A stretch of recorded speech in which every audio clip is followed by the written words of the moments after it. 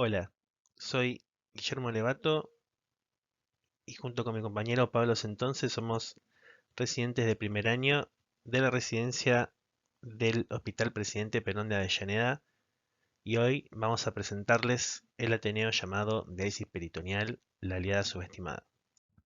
Para comenzar el Ateneo les traemos un índice en el cual podremos separar el Ateneo en un primer módulo de generalidades donde presentaremos la enfermedad renal crónica y las características de la diálisis peritoneal. Un segundo módulo que es acerca del peritoneo, en donde veremos la fisiología peritoneal y los principios físicos de la diálisis peritoneal. Un tercer módulo de evaluación peritoneal en el que veremos los parámetros renales y el control microbiológico. Un cuarto módulo de impacto clínico en donde veremos complicaciones y las determinaciones analíticas y un último modo de cierre en donde veremos las conclusiones. Para empezar con el módulo de generalidades, dijimos que vamos a ver enfermedad renal crónica y diálisis peritoneal. Por lo tanto, empezaremos viendo primero enfermedad renal crónica. Para empezar a hablar de enfermedad renal crónica, es imposible hacerlo sin antes definirla. Como todos sabemos, la enfermedad renal crónica se define como la disminución de la función renal de forma persistente durante al menos 3 meses. Esta definición está dada a partir de las guías Kadoki, publicadas en 2002, que permitieron unificar los criterios para poder definir y clasificar la enfermedad renal crónica, haciendo que se facilite el diagnóstico precoz de la enfermedad independientemente de la causa. En estas guías también se hace mención a la expresión de la enfermedad renal crónica dada por una alteración del filtrado glomerular menor a 60 mililitros por minuto por 1,73 metros cuadrados, o también por la presencia de daño renal, tanto sea por alteraciones histológicas en biopsia renal, albuminuria o proteinuria, siendo el marcador más importante de daño renal, alteraciones en el sedimento urinario y alteraciones en pruebas de laboratorio. Las características claves que tiene la enfermedad renal crónica son las siguientes. Es silente en etapas tempranas y, en ausencia de tratamiento adecuado, frecuentemente tiene un curso progresivo que conduce al fallo irreversible de la función del órgano. También es un factor de riesgo de enfermedad cardiovascular, siendo esta la complicación más frecuente e inclusive la principal causa de fallecimiento de estos pacientes. La prevalencia de enfermedad renal crónica es del 20% entre hipertensos y del 35 al 40% en los diabéticos. Por lo tanto, se transforma en un problema de salud pública no solo por la necesidad de diálisis y trasplante, como veremos más adelante, sino por la comorbilidad cardiovascular que implica. En la siguiente tabla podremos observar los 5 estadios en los que se puede diferenciar la enfermedad renal crónica, a partir de los valores de filtrado glomerular y a partir de los valores de albuminuria, categorizando a la enfermedad renal crónica en 5 estadios, en el cual el estadio 1 representa el de menor gravedad hasta el estadio 5 que indica la falla renal, ya que el riñón ha perdido su funcionalidad y por lo tanto médicamente se decide empezar con diálisis antes de llegar a un estado aún más grave como es el trasplante. Por lo tanto, la diálisis peritoneal va a plantearse a partir del valor de filtrado glomerular menor a 15 mililitros por minuto por 1,73 metros cuadrados o en estadios previos, pero en donde aparecen signos o síntomas de uremia, dificultad en el control de la hidratación, que es frecuente en pacientes diabéticos, hipertensión arterial de difícil control o en una situación de empeoramiento del estado nutricional. Dentro de las alteraciones que tendremos en la enfermedad renal crónica están la hiperlipemia. La misma es causada por la pérdida constante de proteínas por la enfermedad renal crónica. El organismo intentará compensar esta pérdida aumentando la síntesis hepática de proteínas. Por lo tanto, dentro de estas proteínas hepáticas estarán las lipoproteínas, generando la subsecuente hiperlipemia. También tendremos acidosis metabólica. La principal alteración es el descenso en la excreción de amonio, manteniéndose preservada la acidez titulable. En otras ocasiones, la enfermedad renal crónica puede causar bicarbonaturia por una insuficiente reabsorción proximal de bicarbonato. También podemos tener hipocalcemia por déficit de vitamina D3. La misma es causada por defectos en la metabolización a nivel renal. Por otro lado, la retención de fósforo comienza cuando la función glomerular disminuye a 25 mililitros minuto por 1,73 metros cuadrados, pudiendo provocar hiperparatiroidismo secundario. También podremos tener anemia por déficit de eritropoyetina, manifestándose como una anemia hipoproliferativa, normocrómica y normocítica degenerativa. Por último, podremos tener también hiperagregabilidad plaquetaria. La misma es generada por la hipoalbuminemia, ya que como mencionamos previamente hay una pérdida constante de proteínas, dentro de las cuales está la albúmina. Esto generará un aumento en la síntesis del tromboxano, generando alteraciones de la coagulación y por lo tanto un estado protrombótico.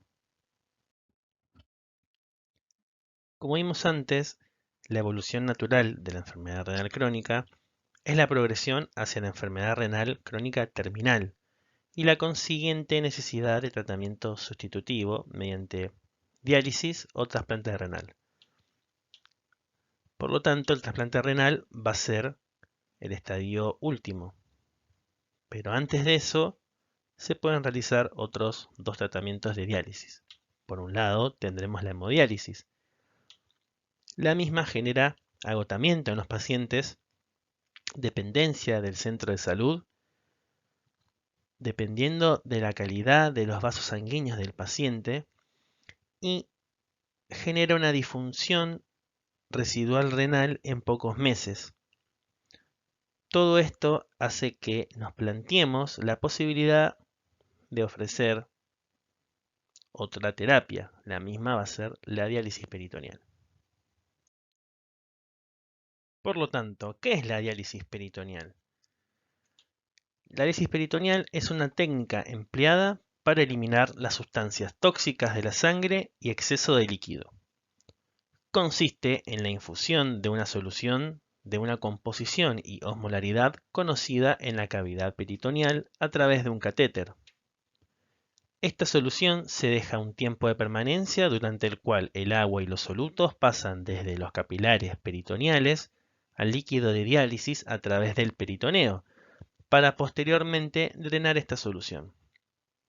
Este tratamiento sustitutivo de la función renal es importante mencionar que permite prolongar la supervivencia del paciente y la calidad de vida, pero la diálisis por sí sola no cura ni corrige todas las alteraciones provocadas por la insuficiencia renal.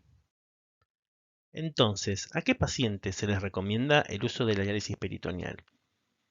Lo más importante que deben cumplir es que deben ser pacientes con función renal residual. También pacientes que no deseen cambiar de forma marcada su estilo de vida, es decir, pacientes que no tengan la necesidad de cumplir una dieta particular, como por ejemplo en la hemodiálisis. La hemodiálisis necesita que los pacientes cumplan con una dieta hiperproteica.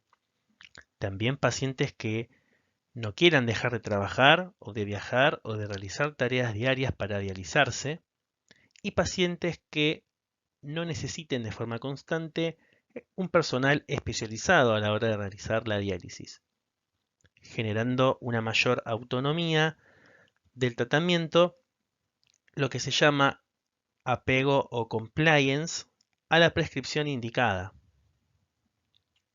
Por otro lado, también tenemos pacientes con difícil acceso venoso, como niños y adultos mayores. pacientes con discrasias sanguíneas o que sufran de fobia o ansiedad a la venopunción, ya que en esta terapia, como veremos más adelante, no es necesario el acceso venoso. También tendremos a los pacientes con domicilio lejano al centro de diálisis y pacientes que sufran cirrosis hepática, insuficiencia cardíaca congestiva o pacientes portadores de virus de transmisión sanguínea. Esto es, ya que los mismos no podrían realizarse de forma correcta la hemodiálisis. Por lo tanto, su otra perspectiva debería ser contemplar la diálisis peritoneal. Los componentes involucrados en la diálisis peritoneal incluyen a la membrana peritoneal, que se caracteriza por ser semipermeable, el catéter diseñado para evitar infecciones y a una solución de diálisis que posee agua, buffers y electrolitos. Tipos de diálisis peritoneal. Existen tres tipos. La intermitente, que se realiza en un centro de salud para resolver una crisis aguda, la cual puede ser manual o se puede emplear una cicladora. La diálisis continua ambulatoria, que se realiza de manera manual y ambulatoria, es decir, en la casa del o la paciente. Y por último, la diálisis peritoneal automatizada, la cual emplea un equipo llamado ciclador, en donde se programan las distintas etapas de la diálisis. En la diálisis peritoneal ambulatoria continua se requiere de un peritoneo con una ultraestructura sana que sea capaz de filtrar. Se requiere además de un catéter permanente que previamente fue introducido en la cavidad peritoneal mediante una intervención quirúrgica, y el cual debe ser mantenido en condiciones asépticas, y para lograrlo se le enseña al paciente a mantener un control muy riguroso. Por último, se precisa de la solución que será introducida en el peritoneo en cuestión de 30 a 40 minutos. Luego se desconecta y el paciente puede hacer una vida relativamente normal, y al cabo de 4 a 6 horas, tiempo en el que se completa la diálisis, se drena el contenido a una bolsa colectora. Los recambios y permanencia están sujetos a cada individuo. Cabe mencionar que en la diálisis peritoneal es importante que el paciente pueda orinar y defecar adecuadamente. Generalmente los pacientes sometidos a este procedimiento mantienen su función renal residual durante años, inclusive con diuresis cercanas a los 2000 mililitros, mientras que los que son sometidos a hemodiálisis, luego de 6 meses, ya suelen encontrarse en oligoanuria. El catéter se introduce en el peritoneo mediante una intervención quirúrgica. Luego de esta, se deben dejar pasar 14 días para comenzar la diálisis. Sin embargo, el comienzo de la diálisis peritoneal es gradual y se inicia con la introducción de pequeños volúmenes para que él o la paciente se vayan acostumbrando al procedimiento. Como se muestra en la diapositiva, se cuenta con una bolsa contenedora de la solución inicial y otra que colectará el drenaje de la diálisis. Con respecto a la tarea del paciente, se le enseña a seguir un protocolo minucioso para mantener condiciones asépticas y de preservación de la solución. Por ejemplo, puede entibiarla antes de ser introducida. La solución también aporta iones necesarios para mantener la homeostasis, donde el sodio está en concentraciones equimolares para evitar su reabsorción. El magnesio se agrega a la solución para prevenir su carencia, y algo importante a destacar es que no contiene potasio. Por otro lado, también contiene un buffer de lactato con pH 5.2, el cual se requiere para evitar que la glucosa se transforme en productos de degradación o en productos finales de glicosilación avanzada. Sin embargo, este pH es agresivo para el peritoneo. Con respecto a la composición y proporción de los analitos, los mismos fueron modificados con el tiempo luego de ser evaluados por estudios clínicos. Los compuestos glucosados son necesarios para generar la fuerza osmótica que permitirá realizar la diálisis, al favorecer la difusión y la ultrafiltración.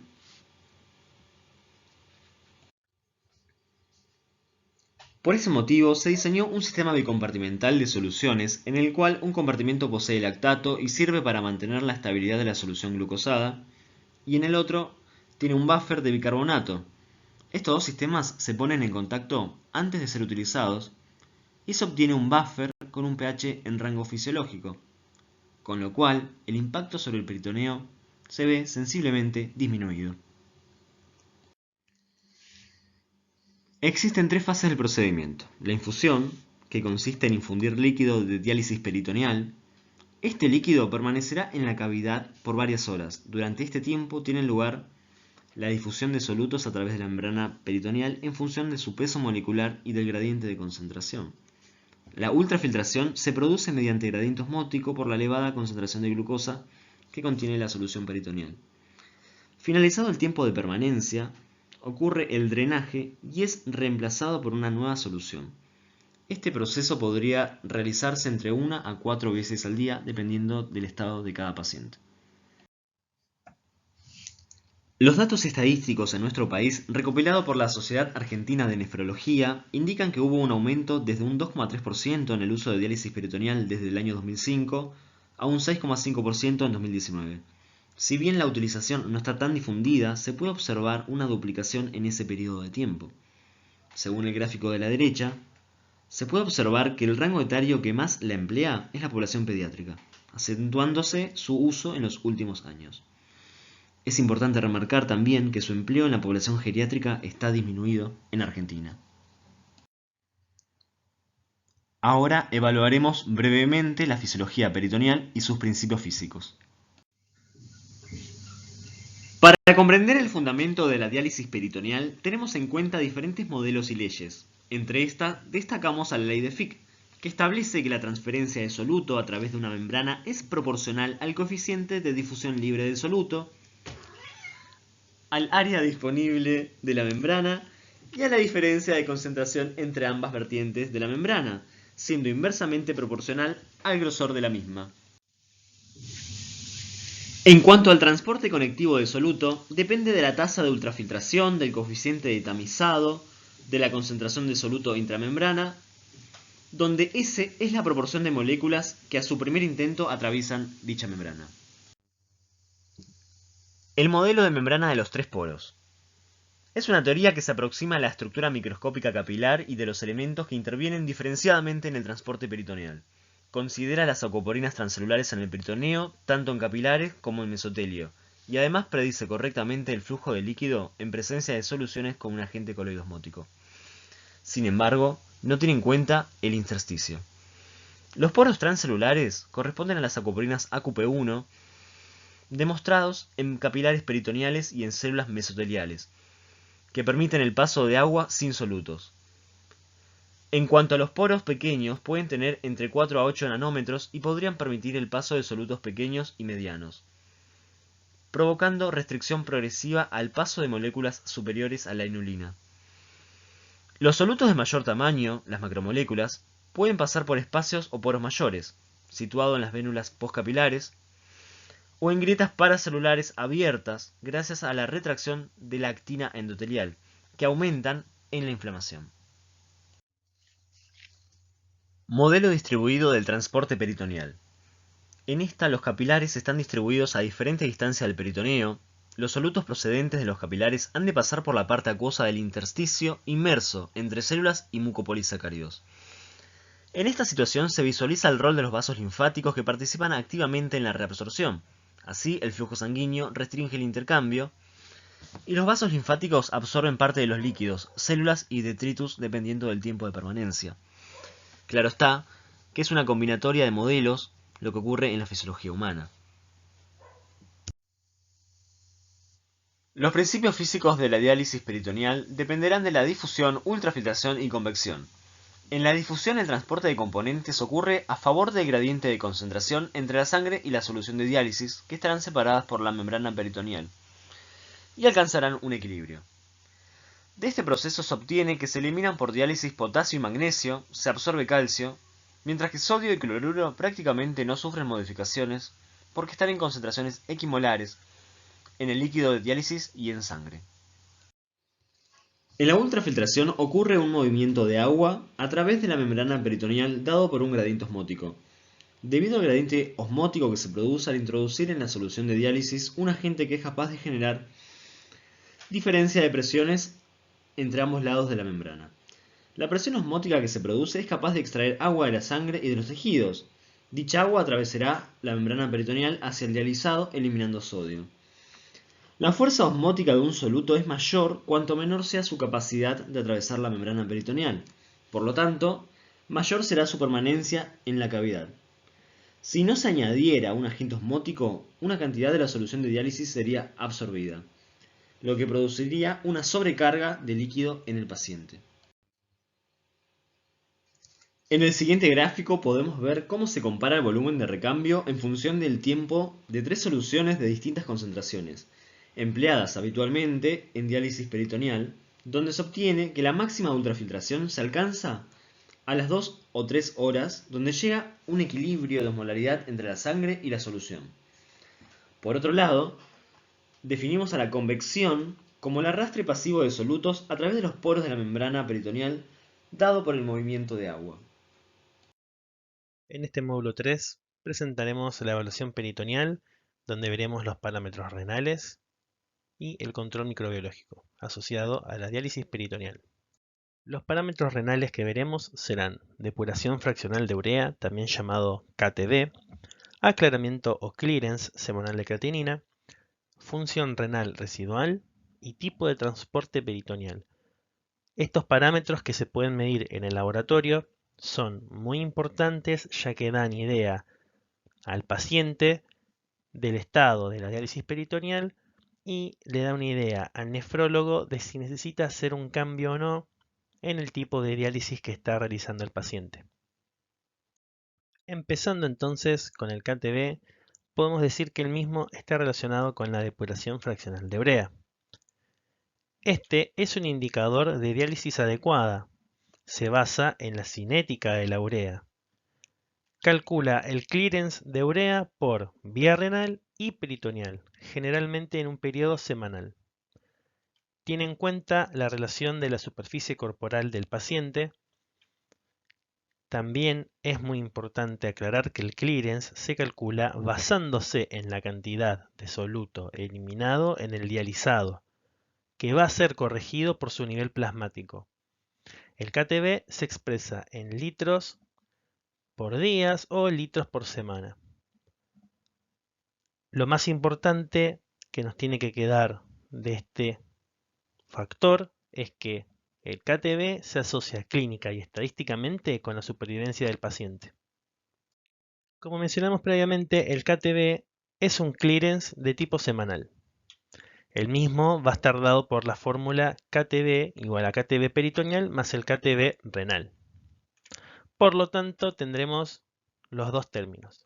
En la parte peritoneal vemos que la fórmula es la que se encuentra en la diapositiva, que tendrá en cuenta la urea del dializado por el volumen dializado sobre la urea del plasma y todo eso dividido al volumen de distribución. Por otra parte, el término renal será la urea urinaria por la diuresis sobre la urea plasmática y todo eso sobre el volumen de distribución. Claramente estas dos fórmulas son similares, solamente que una es en el peritoneo usando el dializado y la otra será en la orina usando la diuresis del paciente.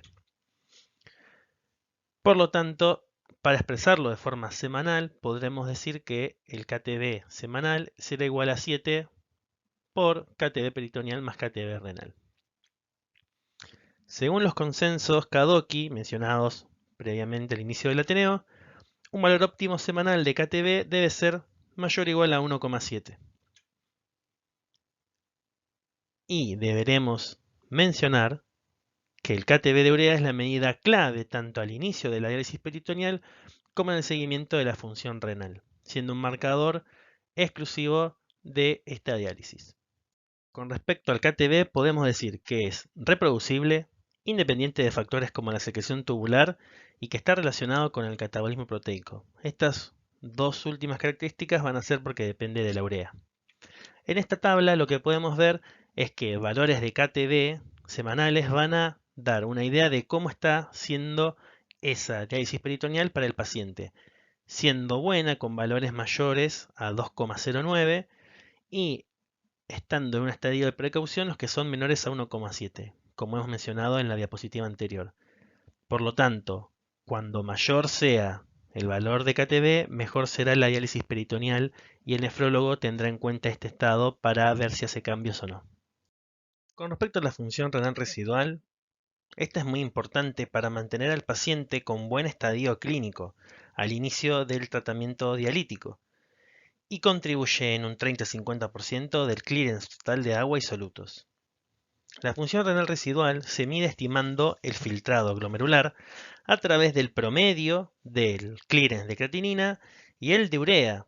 Esto va a ser debido a que el filtrado glomerular es muy bajo en los pacientes en diálisis y el clearance de creatinina lo sobreestima por la secreción tubular de creatinina, porque hay poca depuración y lo que se secreta es muy importante, mientras que el clearance residual de urea tiende a infravalorarlo. Por lo tanto, el clearance diario renal va a estar dado por el promedio del clearance de creatinina y el de urea. El clearance semanal de creatinina va a representar la depuración de sustancias de tamaño ligeramente superior a la urea. Es un buen marcador de estado nutricional del paciente y su fórmula va a estar determinada como la que vemos en la diapositiva. Clearance semanal de creatinina, expresado en litros sobre semana, es igual a 7 por el clearance peritoneal más el clearance diario renal, siendo sus fórmulas las siguientes. El clearance diario peritoneal va a ser igual a la creatinina en el dializado sobre la creatinina en el plasma, todo eso por el volumen de distribución. Y el clearance diario renal es el que vimos en la diapositiva anterior. El último parámetro renal que tenemos es el tipo de transporte peritoneal. El mismo va a estar determinado por el test de equilibrio peritoneal o TEP. Este es un método estandarizado desarrollado por Twardowski y publicado en 1987, que va a realizar una evaluación semicuantitativa de la capacidad de transporte peritoneal para realizar modificaciones en el tratamiento.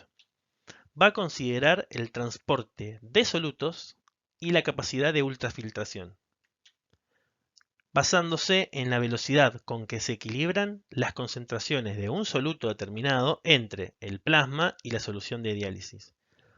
Es muy importante mencionar que el TEP se mide cada cierta cantidad de meses para reevaluar según las indicaciones del nefrólogo. Entonces, ¿cómo se realiza el TEP? La noche previa del TEP se hará un intercambio con glucosa con una permanencia de 8 a 12 horas. El día de la prueba, se drena el líquido del día anterior y se anota el volumen drenado. A continuación se infunden 2 litros de una solución de glucosa en un periodo de 10 minutos y se van extrayendo muestras del líquido drenado para analizarlas a distintos tiempos. La colecta de muestras de ese dialisato será a 0, 2 y 4 horas de permanencia en la cavidad peritoneal. También se obtiene una muestra de plasma en la mitad del periodo. En esta diapositiva podremos ver la clasificación del transporte. Dependiendo del tipo de transporte, será la ultrafiltración y la diálisis.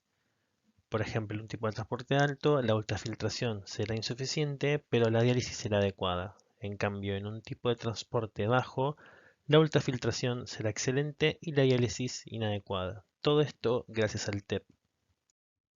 Entonces, nosotros ahora lo que podemos hacer a partir del TEP son los gráficos, que también los realizamos en el laboratorio de nuestro hospital, siendo el más utilizado el de la izquierda, el de la creatinina.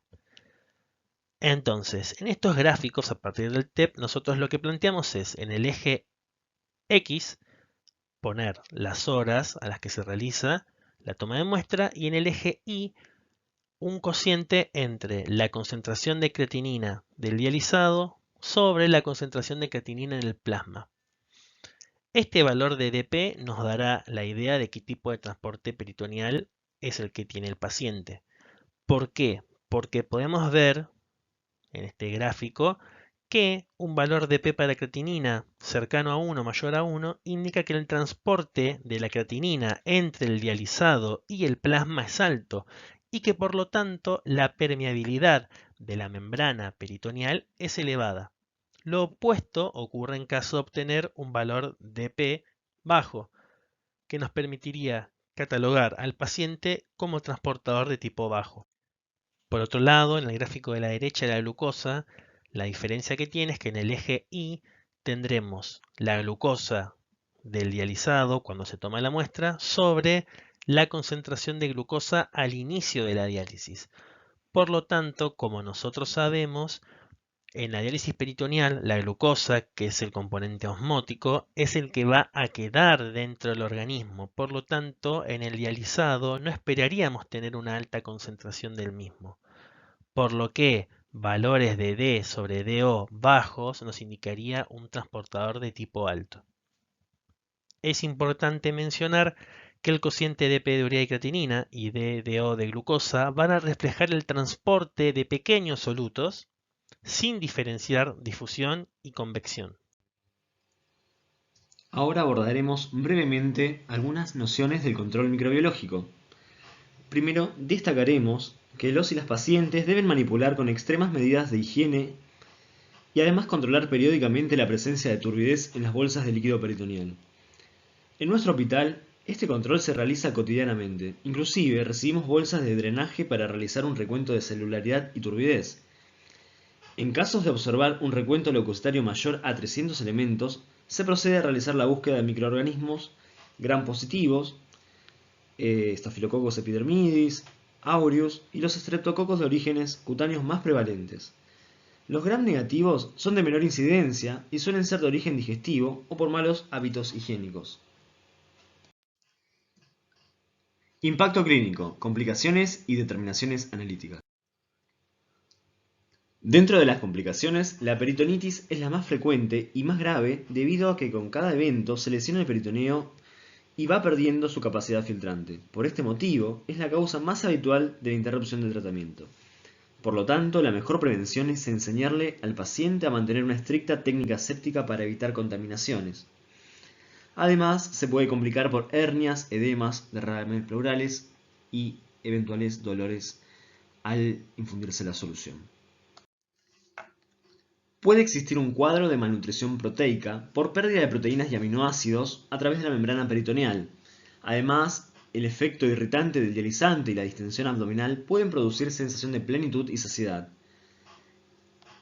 En cuanto a la hiperglucemia, esta es la causa más frecuente, la mortalidad es muy alta en pacientes diabéticos, y esta se da por la sobrecarga de dextrosa que produce el agotamiento de las células pancreáticas secretoras de insulina, ocasionando un estado de hiperglucemia e insulinoresistencia. Cabe destacar que durante la diálisis a través del peritoneo se absorben aproximadamente entre 100 y 200 gramos de dextrosa diaria. Por ese motivo, existen distintas soluciones con agentes osmóticos menos nocivos, pero aún no se encuentran disponibles en Argentina. Es importante aclarar que se puede generar obesidad, ya que luego de 5 años podría aumentar hasta en un 20% del peso corporal. En cuanto a los lípidos, aumentan por la disminución de la actividad de la enzima lipoproteína lipasa y de la lipasa hepática. Las determinaciones analíticas empleadas van a ser las siguientes: las que estudiarán los parámetros renales, las que evaluarán al fósforo, a la paratormona, al calcio iónico, el estado ácido-base, el hemograma, lipidograma, la hemoglobina glicosilada, el control microbiológico, la albúmina sérica, transferrina y hiperalbúmina y claramente toda la evaluación peritoneal. A modo de cierre, pasamos a la etapa de las conclusiones. La diálisis peritoneal es la terapia dialítica de elección en pacientes pediátricos y en adultos que desean mantener una vida relativamente normal durante la realización del tratamiento. Preserva por años la función renal residual. Además, aumenta la sobrevida de los pacientes que la utilizan a pesar de sus complicaciones. Mejora la calidad de vida de los pacientes, tanto a nivel clínico como a nivel social, haciendo que no tengan dependencia absoluta del centro de salud. Y el rol bioquímico es fundamental en la evaluación de los parámetros clínicos, tanto en el diagnóstico de los pacientes con enfermedad renal crónica, como en el seguimiento y monitoreo de la terapia con diálisis peritoneal. Por lo tanto, la diálisis peritoneal es la aliada subestimada, y como diría el buen Apu, puede provocar insulinoresistencia, sobrepeso, hiperglucemia, pérdida de apetito, pero sin embargo, ahí va la mejor aliada que puede tener un paciente en diálisis. Aquí está la bibliografía en la cual basamos nuestro Ateneo. Desde nuestra residencia del Hospital Presidente Perón queremos darles las gracias por habernos escuchado.